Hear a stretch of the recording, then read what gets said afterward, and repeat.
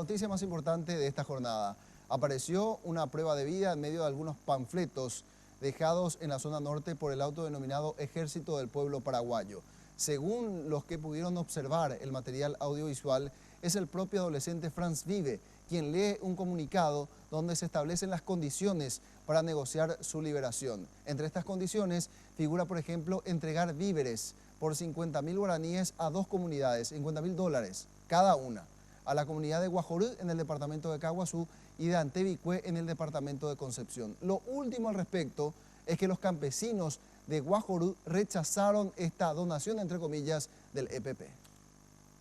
La prueba de vida del colono Franz Vive, secuestrado el 27 de julio del 2015, consistiría en fotografías dejadas en memorias en un camino interno que une las estancias Terranova y El Ciervo, no muy lejos de la colonia Río Verde, de donde es oriundo el joven secuestrado hace 177 días. No podemos dar mucho detalle, atendiendo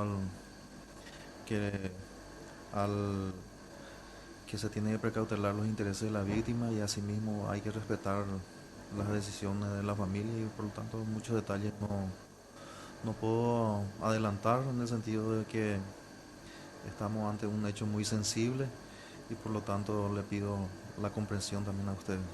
Unos 30 panfletos fueron abandonados por el grupo criminal, junto con las memorias.